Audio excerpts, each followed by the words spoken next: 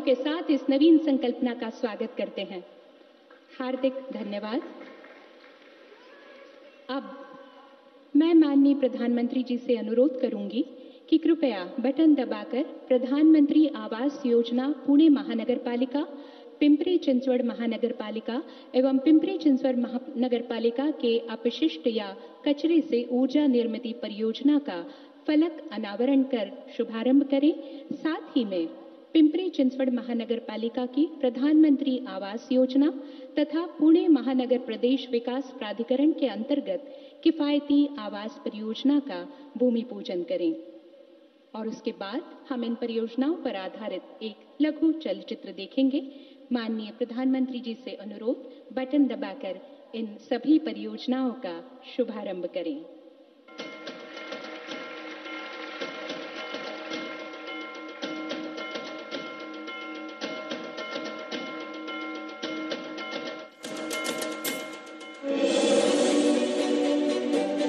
पिछले 9 वर्षों में हमारे दूरदर्शी प्रधानमंत्री श्री नरेंद्र मोदी जी के नेतृत्व में पूरे देश में लोक केंद्रित इंफ्रास्ट्रक्चर के परिदृश्य में अभूतपूर्व विकास हुआ है। केंद्र सरकार ने महाराष्ट्र को कई महत्वपूर्ण परियोजनाओं का उपहार दिया है जो आज तेजी से वास्तविकता का रूप ले रही हैं। हम सबका साथ, सबका विश्वास, सबका विकास और सबका प्रयास इस पर बल दे रहे हैं। संत तुकाराम महाराज और छत्रपति शिवाजी महाराज के भक्ति एवं शक्ति का प्रतीक और वर्तमान का सांस्कृतिक एवं शैक्षणिक केंद्र पुणे और पिंपरी चिंचवड़ के लिए आज एक बड़ा दिन है, क्योंकि माननीय प्रधानमंत्री जी के द्वारा करीब 1989 करोड़ रुपए की लागत से 7 परियोजनाओं का लोकार्पण और शिलान्यास किया जा रहा है।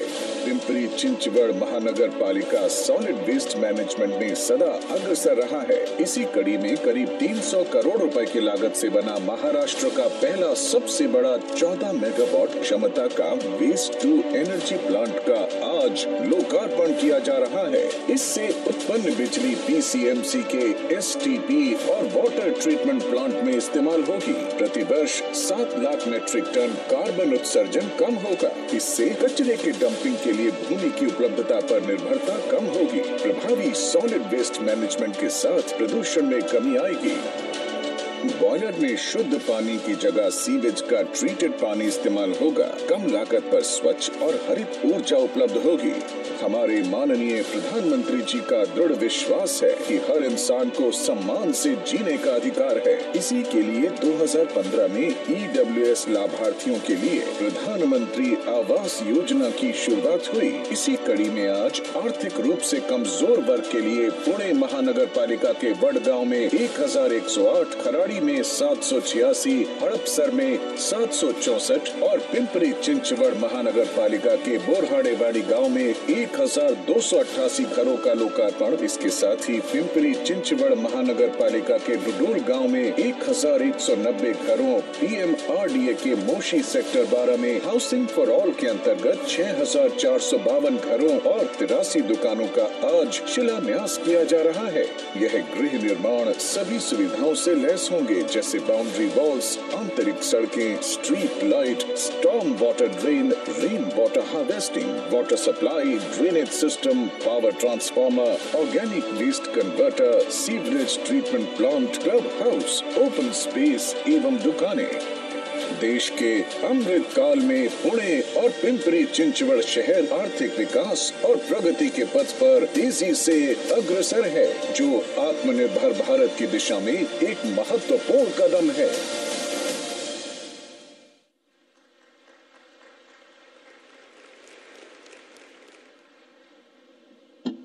धन्यवाद। भारत सरकार की विभिन्न योजनाओं में से एक प्रधानमंत्री आवास योजना के अंतर्गत पुणे जिले में नागरिकों को आवास आवंटित किए गए हैं। आदरणीय श्री प्रधानमंत्री श्री नरेंद्र मोदी जी से अनुरोध है कि कृपया प्रातिनिधिक रूप में 3 नागरिकों को अपने कर कमलों से घरों की चाबियां प्रदान करें। मैं आमंत्रित करती हूं प्रधानमंत्री आवास योजना के लाभार्थी श्रीमती ज्योति सचिन देसाई को, पुणे महानगर पालिका।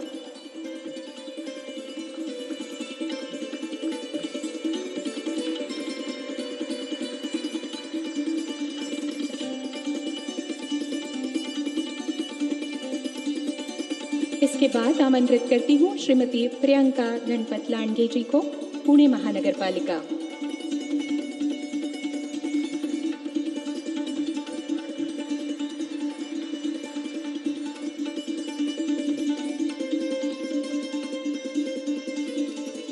इसके बाद आमंत्रित करती हूँ श्रीमती संगीता पांडुरंग पार्थी जी को, पिंपरी चिंचवड़ महानगर पालिका।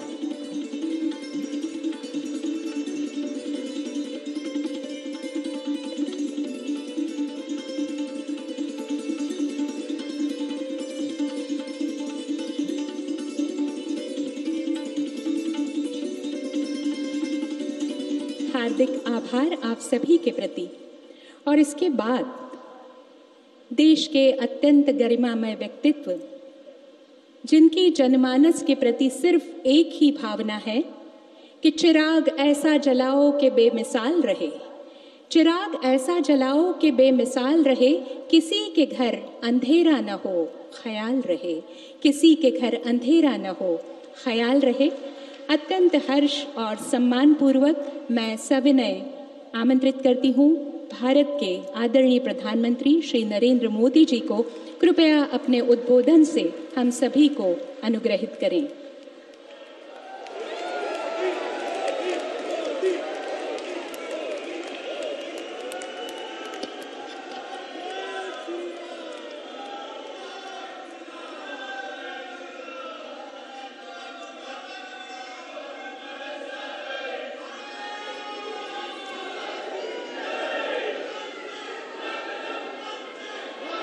महाराष्ट्र के राज्यपाल श्रीमान रमेश बैस जी, मुख्यमंत्री एकनाथ शिंदे जी, केंद्रीय मंत्रिमंडल के मेरे सहयोगीगण, महाराष्ट्र के उप मुख्यमंत्री देवेंद्र फडणवीस जी, अजीत पवार जी, भाई दिलीप जी,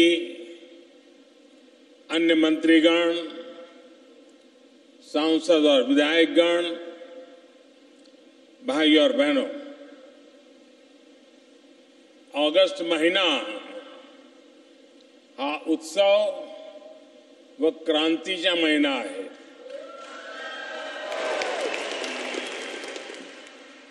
क्रांतीच्या या महिन्यात सुरुवातीला मला पुणे येथे येण्याचे सौभाग्य मिळाले।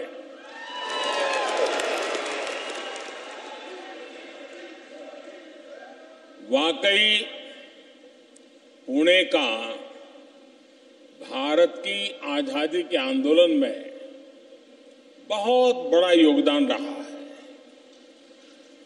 पुणे ने बाल गंगाधर तिलक जी समेत अनेक क्रांतिवीर, स्वतंत्रता सेनानी देश को दिए। आज ही लोकशाहीर अण्णाभाऊ साठे की जयंती भी है। ये हम सब के लिए बहुत ही खास दिन है। अण्णाभाऊ साठे महान समाज सुधारक थे। बाबा साहब आंबेडकर के विचारों से प्रभावित थे।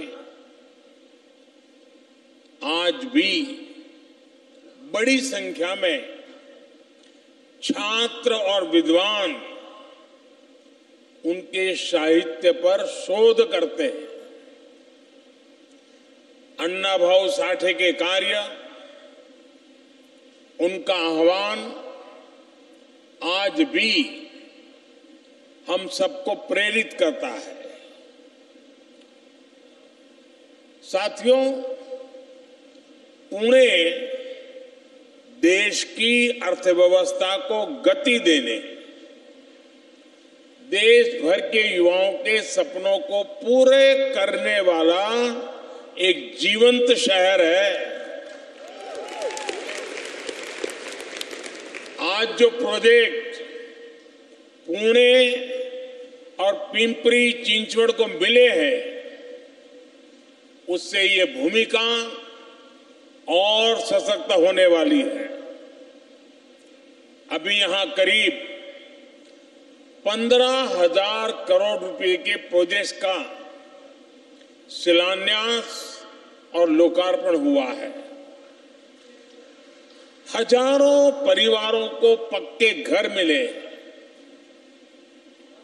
वेस्ट से वेल्थ बनाने का, कचरे से कंचन बनाने का आधुनिक प्लांट मिला है। इन परियोजनाओं के लिए मैं सभी पुणे वासियों को, यहां के सभी नागरिकों को बहुत बहुत बधाई देता हूं। साथियों, हमारी सरकार शहरों में रहने वाले, विशेष करके मध्यम वर्ग की,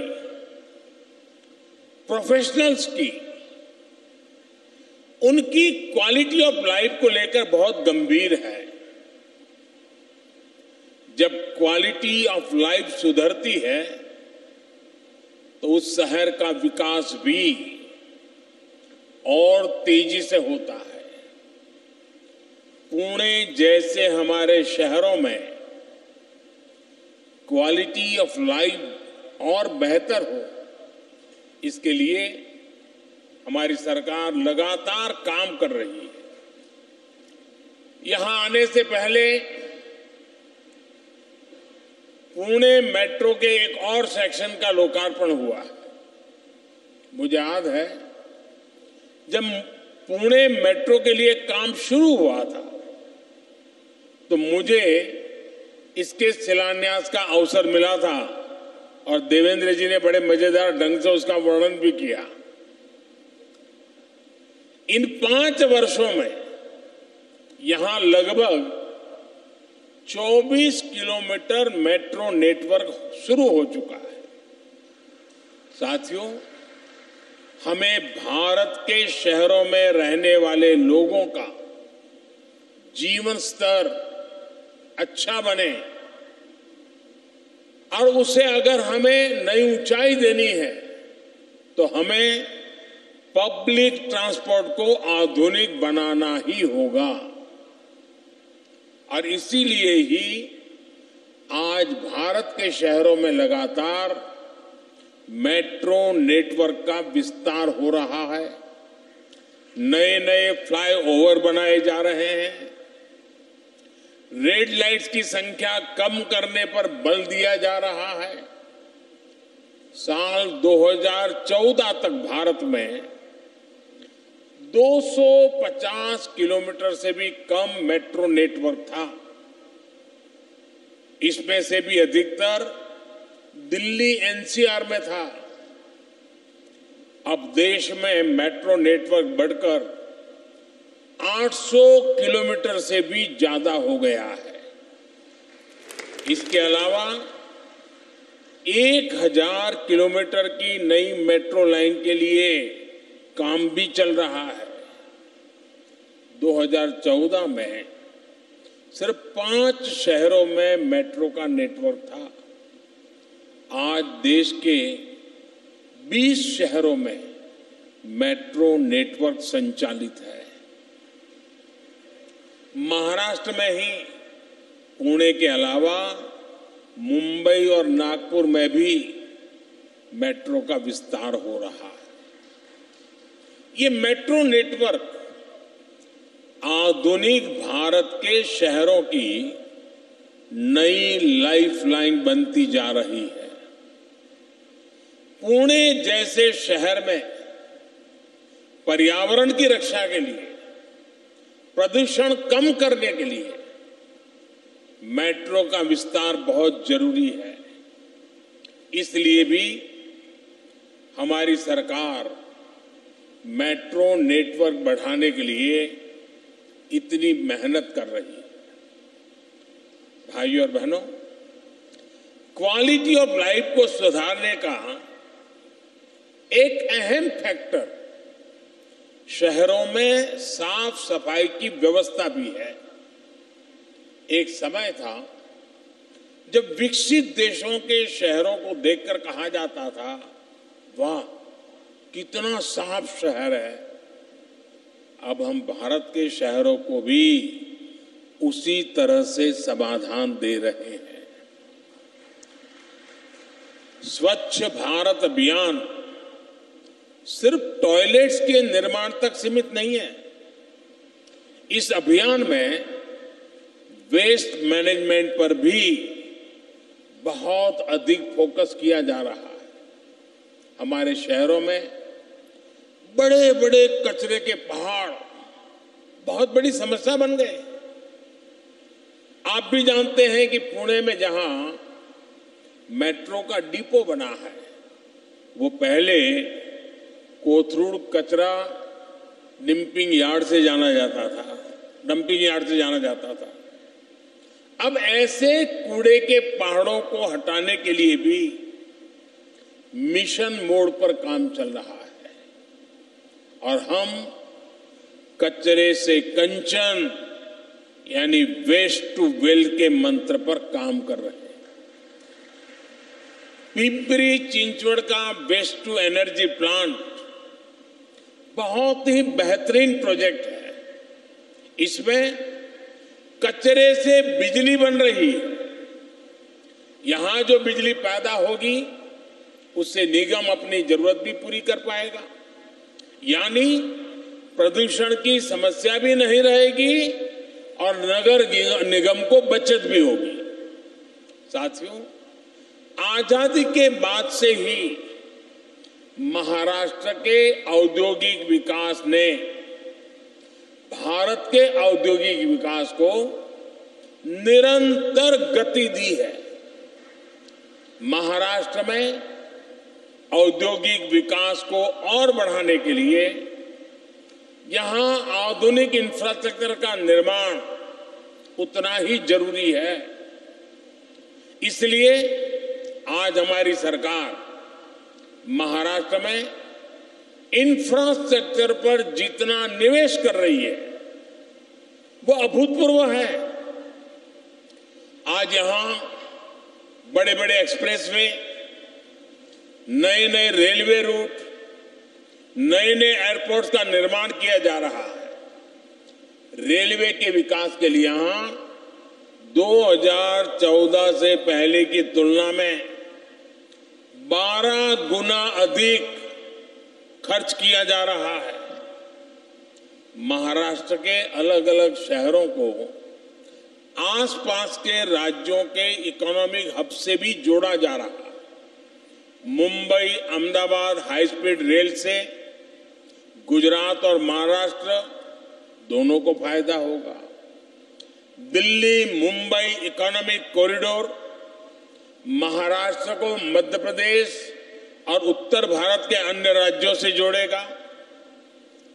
वेस्टर्न डेडिकेटेड फ्रेट कॉरिडोर, ये महाराष्ट्र और उत्तर भारत के बीच रेल कनेक्टिविटी भी बिल्कुल बदल जाएगी। महाराष्ट्र को तेलंगाना, छत्तीसगढ़ और अन्य पड़ोसी राज्यों से जोड़ने के लिए जो ट्रांसमिशन लाइन नेटवर्क बिछाया गया है, उससे भी महाराष्ट्र के उद्योगों को नई गति मिलने वाली है। ऑयल और गैस पाइपलाइन हो, औरंगाबाद इंडस्ट्रियल सिटी हो, नवी मुंबई एयरपोर्ट हो, सैंद्र बिडकिन इंडस्ट्रियल पार्क हो, ये महाराष्ट्र की अर्थव्यवस्था को नई गति देने का सामर्थ्य रखते हैं। साथियों, हमारी सरकार राज्य के विकास से देश के विकास के मंत्र को लेकर चल रही है। जब महाराष्ट्र का विकास होगा तो भारत का विकास होगा और जब भारत का विकास होगा तो उसका उतना ही लाभ महाराष्ट्र को भी मिलेगा। आजकल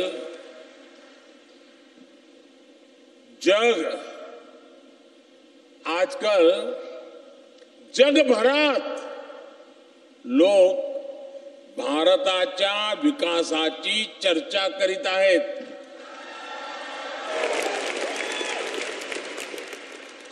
इस विकास का लाभ महाराष्ट्र को भी हो रहा है, पुणे को भी हो रहा है।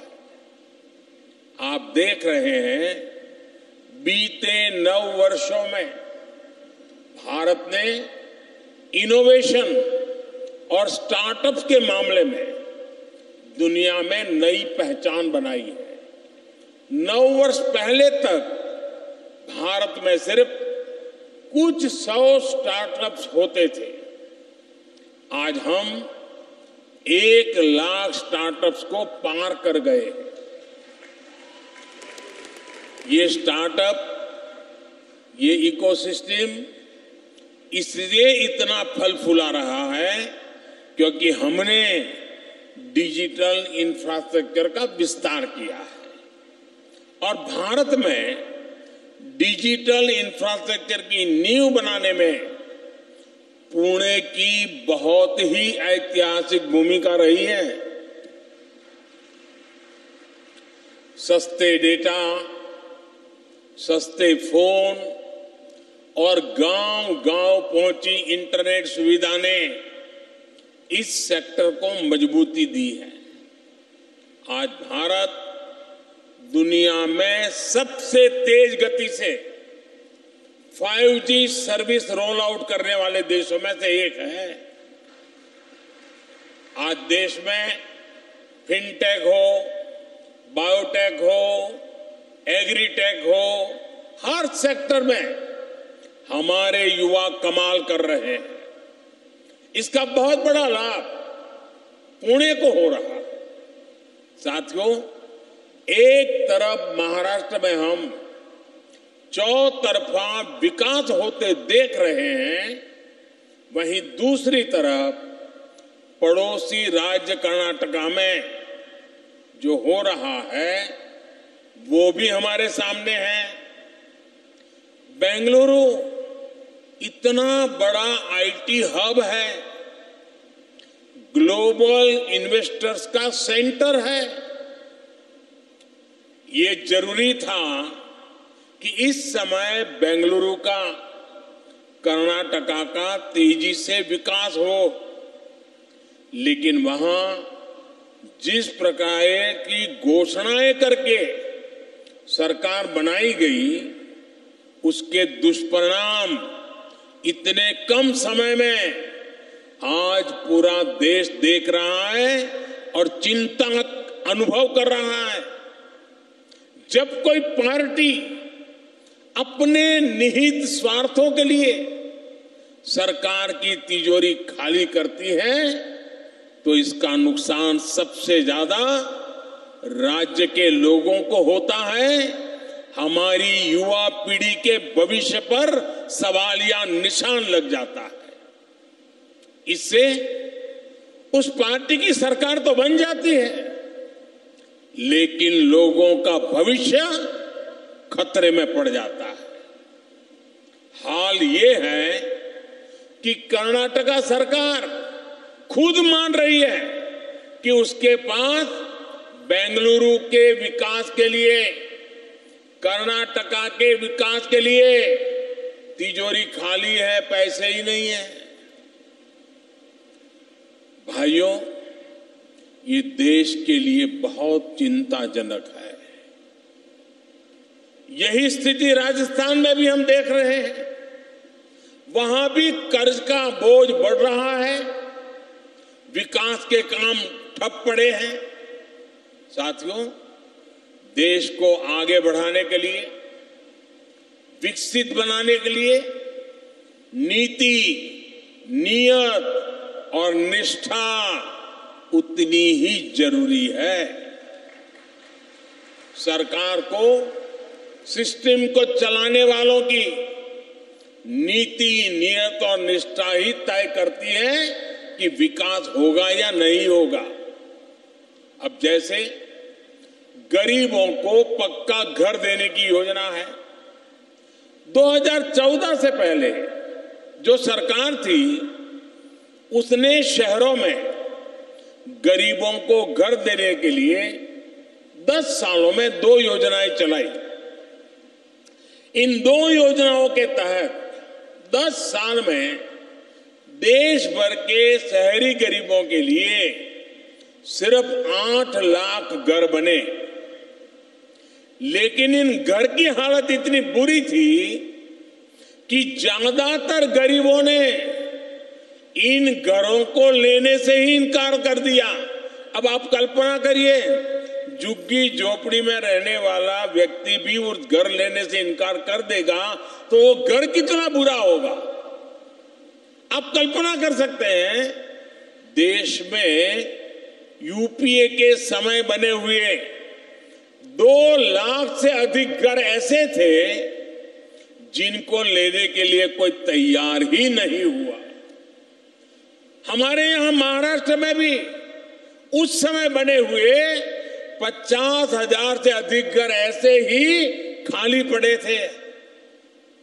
रुपया की बर्बादी है, लोगों की मुसीबतों की चिंता नहीं।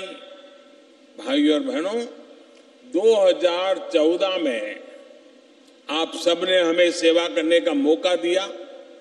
सरकार में आने के बाद हमने सही नियत से काम शुरू किया और नीति भी बदली। पिछले 9 वर्षों में हमारी सरकार ने गांव और शहरों में गरीबों के लिए 4 करोड़ से अधिक पक्के घर बनाए। 4 करोड़। इसमें भी शहरी गरीबों के लिए 75 लाख से अधिक घर बनाए गए हैं। हम इन नए घरों के निर्माण में पारदर्शिता भी लाए हैं और इनकी क्वालिटी भी सुधारी है। हमारी सरकार ने एक और बड़ा काम किया है। जो घर सरकार गरीबों को बनाकर दे रही है उसमें से ज्यादातर घर महिलाओं के नाम रजिस्टर किए जा रहे हैं। इन घरों की कीमत कई लाख रुपए हैं। यानी बीते 9 वर्षों में देश में करोड़ों बहनें ऐसी हैं जो लखपति बनी है। मेरी लखपति दीदी बन गई है। उनके नाम पर पहली बार कोई संपत्ति रजिस्टर हुई है। आज भी जिन भाइयों और बहनों को अपने घर मिले हैं उन्हें मैं विशेष तौर पर बधाई देता हूं। मेरी तरफ से अनेक अनेक शुभकामनाएं देता हूं। और इस बार का गणेशोत्सव तो उनके लिए बड़ा शानदार होने वाला है। भाइयों और बहनों, गरीब हो या मिडिल क्लास परिवार, हर सपने को पूरा करना ही मोदी की गारंटी है। एक सपना जब पूरा होता है तो सफलता की कोख से सैकड़ों नए संकल्प जन्म लेते हैं। यही संकल्प उस व्यक्ति के जीवन की सबसे बड़ी ताकत बन जाते हैं। हमें आपके बच्चों, आपकी वर्तमान और आपकी भावी पीढ़ियों की चिंता है। साथियों, सत्ता येते आणि जाते, समाज आणि देश तेथेच राहतो। इसलिए हमारा प्रयास आपके आज के साथ साथ आपके कल को बेहतर बनाने का भी है। विकसित भारत के निर्माण का संकल्प इसी भावना का प्रकटीकरण है। इसके लिए हम सभी को मिलकर एक साथ काम करना होगा। यहां महाराष्ट्र में इतने अलग अलग दल एक साथ इसी ध्येय के साथ आए हैं। लक्ष्य यही है कि सबकी भागीदारी से महाराष्ट्र के लिए और बेहतर काम हो सके, महाराष्ट्र तेज गति से विकास करे। महाराष्ट्र ने हम सभी को हमेशा बहुत प्यार दिया है, बहुत आशीर्वाद दिया है। ये आशीर्वाद यूं ही बना रहेगा। इसी कामना के साथ फिर से विकास परियोजनाओं की आप सबको बहुत बहुत बधाई देता हूं। मेरे साथ बोलिए, भारत माता की, भारत माता की, भारत माता की। धन्यवाद।